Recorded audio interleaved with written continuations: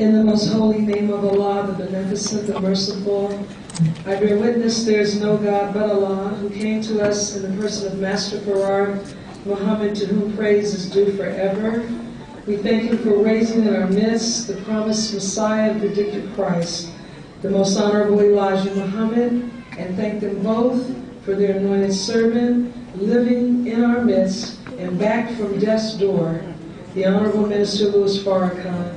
I greet my beloved family in the words of peace. Assalamu alaikum. Sister Tracy, I am overwhelmed, and it is important that you have a master's degree in library science, because as Minister Dawood left us with, the first instruction to Prophet Muhammad was to read in the name of thy Lord. And before I sit again, so we can open this discussion up to the esteemed members of this panel, and Sister Callie and Brother Howard are dear, dear friends of mine and my family. We're all from Columbus, Ohio. Praise be to Allah. And they know my family very well. Everyone that's on this day is more eminently qualified to assist in this exchange. And all of us are students. Minister Farrakhan continues to introduce himself as a student of the Honorable Elijah Muhammad. But just to move us into the issue of why would I even want to be married? What is in it for me? What is the purpose of it?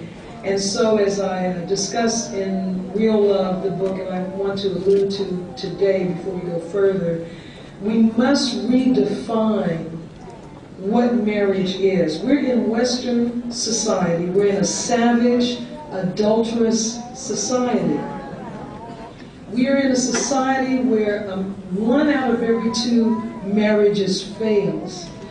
And the reason that marriage has all but disintegrated in the black family is because we are trying to assimilate into a world of rebellion against Allah's will. The primary instruction of the Honorable Elijah Muhammad was to go and live among ourselves, and we have not yet done that. And so we're now at that last stage of the climb to Mount Everest. You are genetically, spiritually, intellectually, emotionally selected and produced for this time.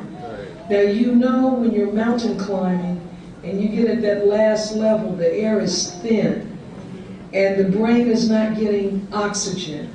And so one has to call on another part of oneself beyond the physical in order to make it. And that's where we are right now. I addressed the youth yesterday, and I told them that they have that duty for that last push. Now that is going to entail converting our community from one that is dominated by single female-headed households to one that is dominated by married couples. It is ordained that everyone spends some portion of life alone. It's either going to happen when you're young, when you're in the middle age, or when you're older. But you will experience some period of life when you are alone. And that is going to allow you the time for reflection and to go within and deepen your intimate relationship with Allah. But even when we're alone, we should always be in the process of preparing ourselves for marriage. Because without marriage, we don't have the power base that we must have in the black community to develop the economic freedom that will allow us self-independence. That is why marriage is important. Because marriage, first and foremost, protects the species. It ensures that we go on. But marriage is also an economic power base.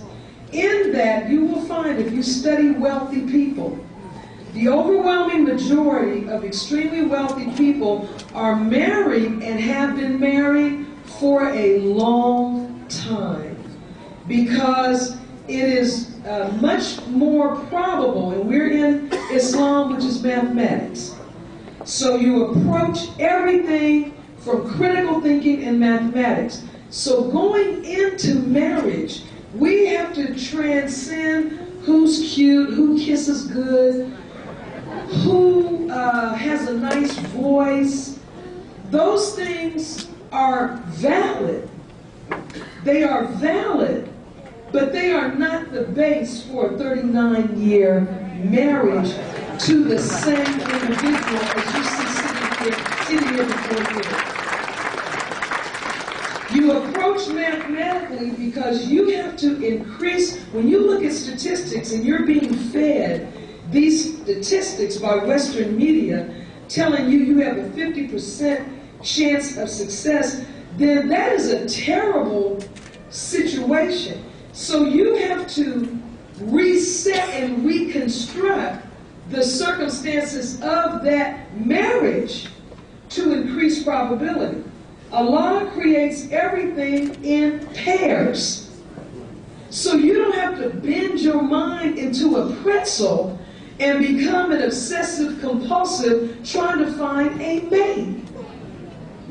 When you were created, a mate was created for you.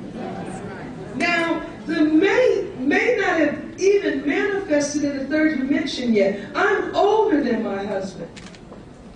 I'm nearly 9 years older than my husband. So when I was in my early 20s and all my peers were getting married, and I was frantic, looking for mine, well, he was in junior or middle school.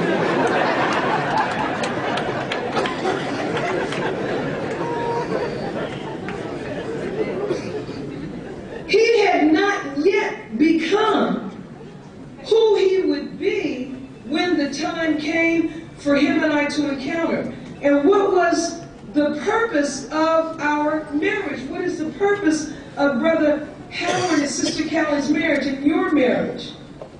Whether you are in it, whether you are approaching it, whether you, as Minister Dawood stated, you've already engaged in a relationship and it did not work, we have a primary objective of building a nation.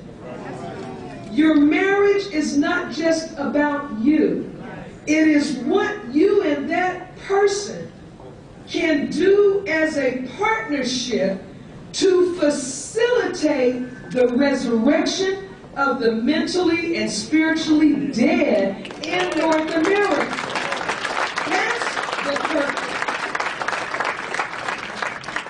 So we have to think mathematically. And when you think mathematically, you understand that there are only two kinds of outcomes, correct and incorrect. You can't be very near correct.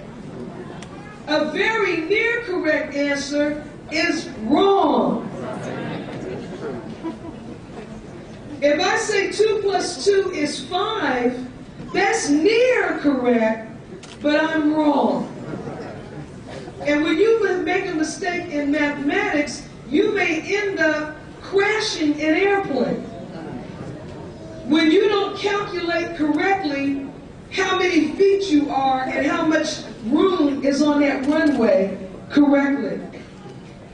The Honorable Elijah Muhammad said, the black man is not capable, or rather it is impossible for him to destroy himself.